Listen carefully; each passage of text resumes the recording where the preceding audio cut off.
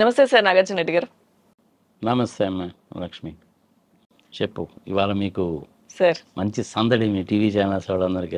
జగన్మోహన్ రెడ్డి గారు కుప్పంలో ఏదో మీటింగ్ బహిరంగ సభ పెట్టినట్టున్నారు కదా. సార్ అసలు ఇంక ఏ టీవీ ఛానల్లో చూసినా అదే ఉంటుంది. ఎనీహౌ, తప్పలేదు, నథింగ్ రాంగ్ ఇది. చెప్పండి. సార్ కుప్పంలో హంద్రీనివా కాలువ ద్వారా కృష్ణా జలాలని తరలించారు. ఈరోజు సీఎం జగన్మోహన్ రెడ్డి గారు ఆ కార్యక్రమం చేపట్టారు. సో ఆ తర్వాత బహిరంగ సభలో ఆయన మాట్లాడుతూ గతంలో కుప్పం ఎలా ఉండేది, వైఎస్ఆర్సీపీ అధికారంలోకి వచ్చిన తర్వాత కుప్పంలో జరిగిన అభివృద్ధిని ఆయన వివరించారు సార్. క్వైట్ న్యాచురల్ కదా. రాజశేఖర్ రెడ్డి గారు ఉన్నప్పుడు ఏంటంటే సార్ సాగునీరుకి చాలా ప్రాధాన్యతలు ఇచ్చి డ్యామ్స్ కట్టారు. అందులో పులిచింతల డ్యామ్ కంప్లీట్ అయిపోయింది. అలాగే ఒంగోలు దగ్గర ఉన్నటువంటి గుండ్లకమ్మ మీద కూడా ఒక రిజర్వాయర్ కట్టారు, అది కంప్లీట్ అయిపోయింది. ఈ వెలిగొండకు సంబంధించినటువంటి ప్రాజెక్టు టేకప్ చేశారు. ఇప్పుడు జగన్మోహన్ రెడ్డి వచ్చిన తర్వాత ఫస్ట్ టన్నల్, సెకండ్ టన్నల్ కూడా కంప్లీట్ అయిపోయాయి. అట్లనే నెల్లూరు దగ్గర కూడా ఒక ప్రాజెక్ట్ కంప్లీట్ అయిపోయింది. సో ఇట్లా చాలా ప్రాజెక్ట్స్ అనేవి తీసుకొచ్చారు. ఇప్పుడు ఈ సుజల స్రవంతి అనేటువంటి పేరు మీద సార్ ఈ కుప్పంకి నీళ్లు తీసుకొచ్చారు. ఆ బ్రాంచ్ కెనాల్లో నుంచి తీసుకొచ్చారు. 560 కోట్లు ఎంతో ఖర్చు అయినట్టుంది దానికి. మరి చంద్రబాబు నాయుడు హయాంలో ఆయన చేయలేదు కదా, వీళ్ళు చేశారు. ఒప్పుకు తీరాల్సిందే. మంచి చేస్తే ఎవరైనా మంచి చేశారని చెప్పుకోవాలి. Point number 1. సెకండ్ థింగ్ ఏంటంటే కుప్పం మున్సిపాలిటీని చేశారు. సార్ చేయదగ్గ ప్రదేశం కాబట్టి చేశారు. రెవెన్యూ మండలం కింద కూడా చేశారు. అలాగే జనరల్గా మనకి సబ్ ఇన్స్పెక్టర్లు ఉంటారు కదా, అలా కాకుండా దాన్ని కొంచెం అప్గ్రేడ్ చేసి ఐ థింక్ డిఎస్పీనో ఎవరినో సమ్ ర్యాంక్లో ఉండే ఆఫీసర్ని లాగా చేసినట్టున్నారు. యాక్చువల్గా ఏంటంటే చిత్తూరు జిల్లా అనేటువంటిది కూడా వెనుకబడిన జిల్లా కిందే లెక్క. కానీ మన వెంకటేశ్వర స్వామి గారు అయితే అక్కడే ఉన్నారుగా. మెడ్రాస్కి దగ్గరలో ఉంటుంది, తమిళనాడుకి. కానీ ఏంటంటే ప్రజలు తెలుసుకోవాల్సింది ఏంటంటే అక్కడ ఉండేటువంటి ప్రజలు ఇటు ఆంధ్రప్రదేశ్లో ఎలక్షన్లు జరిగినప్పుడు ఓటేస్తారు, తమిళనాడులో ఎలక్షన్లు జరిగినప్పుడు ఓటేస్తారు. వాళ్ళకి ఓటు హక్కు అనేటువంటిది అక్కడ ఉంది, ఇక్కడ ఉంది.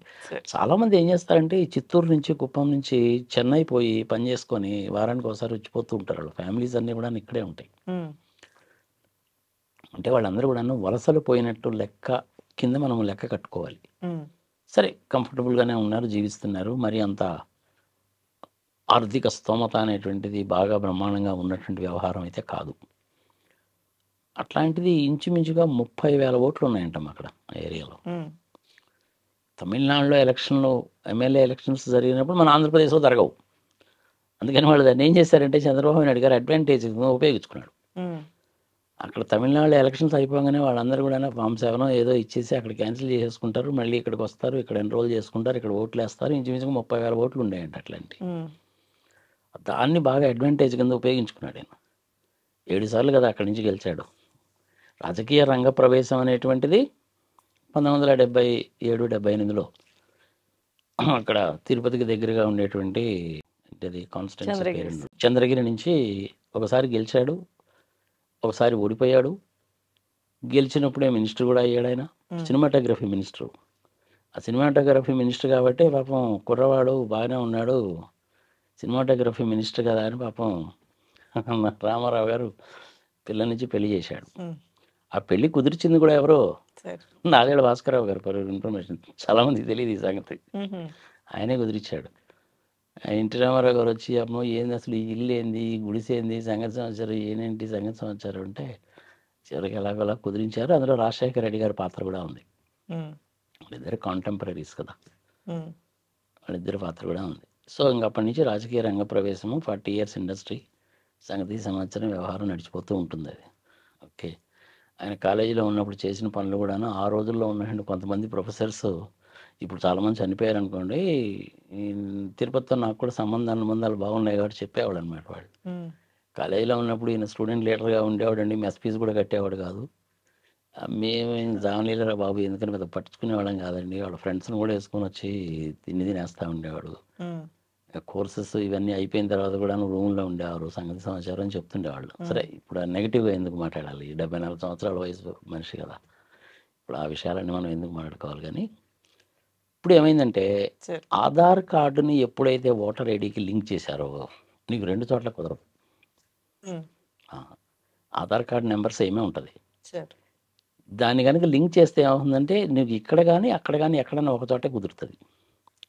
దాంతో ఇంతకుముందు వేసిన వేషాలు ఇప్పుడు వేయడానికి వీల్లేదు. ఉమ్, పాయింట్ నెంబర్ 1.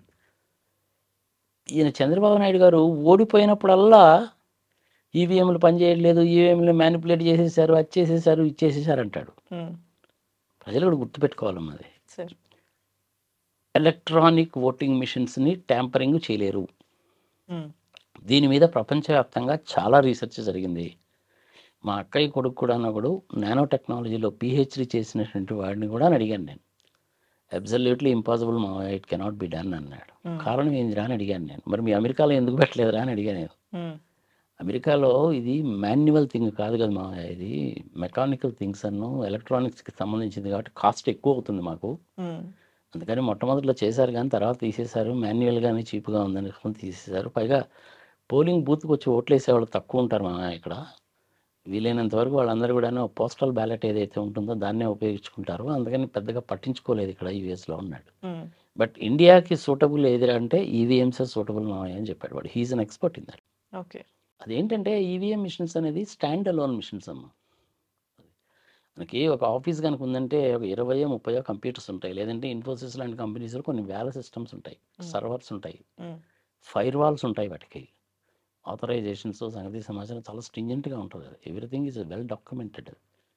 కానీ ఈ ఎలక్ట్రానిక్ ఓటింగ్ మిషన్స్ అనేటువంటిది మన ఈసీఐఎల్ వాళ్ళు తయారు చేస్తారు. ఉమ్, అది both hardware and software combination. నెట్వర్క్కి కనెక్ట్ కాదు, స్టాండ్ అలోన్ మిషన్స్ అవి. మనం ఓటేసేటువంటి మిషన్ వేరే ఉంటుంది, అక్కడ కంట్రోలింగ్ మిషన్ వేరే ఉంటుంది, కంట్రోల్ యూనిట్ వేరే ఉంటుంది. ఉమ్, చాలా స్ట్రింజెంట్ మెజర్స్ తీసుకుంటారు. ఆ కాన్స్టిట్యున్సీలో నామినేషన్స్ వేసి నామినేషన్స్ని విత్డ్రా చేసుకున్న తర్వాత ఫైనల్ లిస్ట్ ఏదైతే వస్తుందో ఆ లిస్ట్కి అనుగుణంగానే చిప్ తయారు చేస్తారు. ఉమ్, అలాంటప్పుడు నువ్వు ఇంకా దాన్ని చేయడం అనేటువంటిది కుదరదు. Absolutely impossible. ఏదో ఇన్ఫ్రారెడ్ రేస్ తోటి చేయొచ్చు, ఉమ్, బయట నుంచి చేయొచ్చు, లోపల నుంచి చేయొచ్చు, పాడు పచ్చిబదలు పెండా కూడా జరిగే పనేగా. ఓకే. ఉమ్, సో ఈవీఎం మిషన్లో 100% పర్ఫెక్ట్గా పనిచేస్తాయి. ఎటువంటి డౌట్స్ ఎవరు పెట్టుకోకండి. ఈ సంగతి కూడా నేను ఎందుకు చెప్తున్నానంటే నేను కూడా నర్సరావుపేట కాన్స్టిట్యున్సీ నుంచి ఇండిపెండెంట్గా పోటీ చేస్తున్నాను కాబట్టి రేపు వైఎస్ఆర్సీపీ వాళ్ళు గెలిస్తే తెలుగుదేశం వాళ్ళు అదే మాట అంటారు, ఉమ్, తెలుగుదేశం వాళ్ళు గెలిస్తే వైఎస్ఆర్సీపీ వాళ్ళు అదే మాట అంటారు. సరే వాళ్ళిద్దరి సంగతి నాకెందుకు, నేనే పోటీ చేస్తున్నాను, ఉమ్, నాకు వచ్చిన ఓట్లను కూడా ఏమంటారు అనేసి అంటే మాకు పడాల్సిన ఓటు నాగార్జునకి పడదండి అని కూడా అంటారు వీళ్ళు. ఉమ్, ఈవీఎం మిషన్స్ మీద ఎటువంటి అనుమానం కూడా పడాల్సిన పని లేదు. ఫస్ట్ ఏం చేస్తారంటే అందరినీ పిలిచి ముందు 50 ఓట్స్ని మాక్ పోలింగ్ చేస్తారమ్మా. సార్. ఒక్కొక్క క్యాండిడేట్ని పిలిచి మిమ్మల్ని ఓటు వేయమనేసి అంటారు, ఓటేస్తారు. ఉమ్, నువ్వు ఎన్ని ఓట్లు వేసాను అడిగితే నేను 8 వేసానండి అన్నాడు అనుకోండి, వాళ్ళకి 8 పడ్డాయా లేవో చెక్ చేస్తారు. ఉమ్, అందరూ సాటిస్ఫై అయ్యి డాక్యుమెంట్ మీద పర్ఫెక్ట్గా పనిచేస్తుందని సంతకం పెట్టిన తర్వాత అంతకుముందు పోల్ చేసినటువంటి 50ని డిలీట్ చేసేస్తారు. డిలీట్ చేసి 0 చేసి ఉమ్, మిషన్ని సీల్ చేస్తారు. ఇంకా దాన్ని ఎవడు ఏం చేయడానికి వీల్లేదు. ఉమ్, అది కంట్రోల్ యూనిట్లో ఉంటుందన్నమాట. అది మనం నొక్కేటువంటిది కంట్రోల్ యూనిట్ కాదు, మనం నొక్కేటువంటిది ఇట్ ఓన్లీ నొక్కుడు మిషన్ మాత్రమే, బటన్ నొక్కడమే. ఉమ్, కంట్రోల్ యూనిట్ అనేది అక్కడ ఉంటుంది.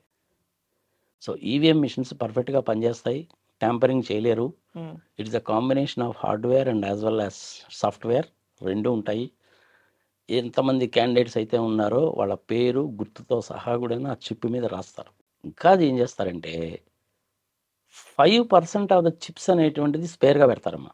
ఉమ్, 2% ఆఫ్ ద మిషన్స్ కూడా స్పేర్గా పెడతారు.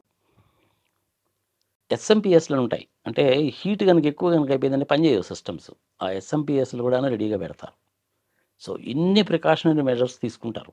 ఉమ్, అందుకని దాని మీద అనుమాన పడాల్సిన పని ఏం లేదు. This number 1.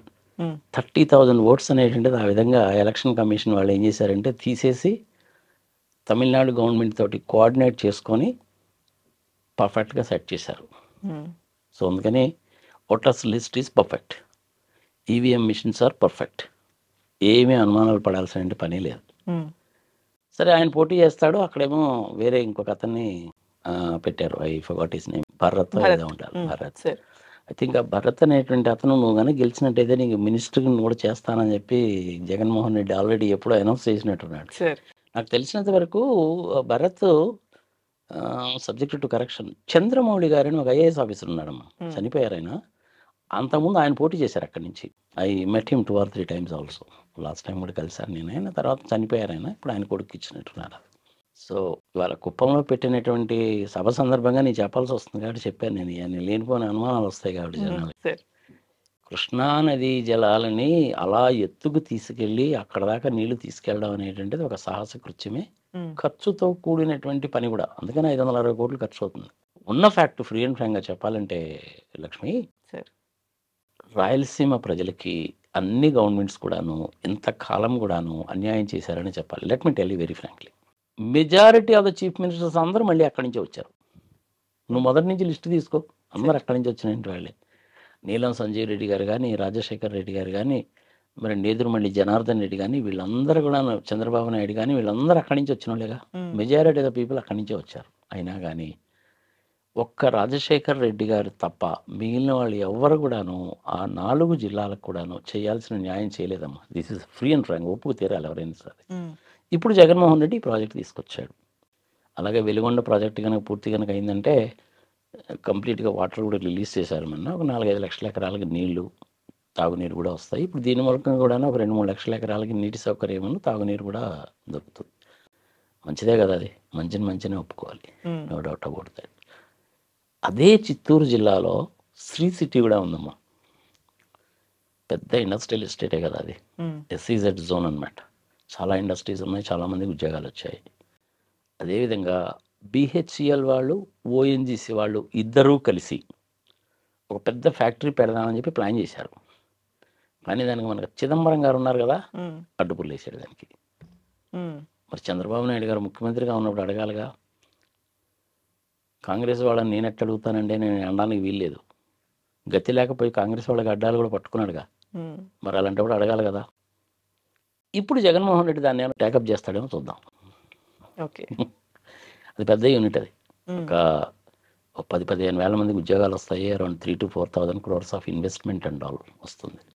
నిన్ననే చూశాను నేను, మా ఊరు వెళ్ళినప్పుడు చెప్తున్నారు అన్నమాట. ఏంటి ఇక్కడ ఏదో చాలా యాక్టివిటీ జరుగుతుంది అంటే చెప్తున్నారు. శ్రీ సిమెంట్ వాళ్ళు 2,500 కోట్ల రూపాయలతోటి సిమెంట్ ప్లాంట్ పెడుతున్నారు ఇక్కడ పల్నాడు జిల్లాలో.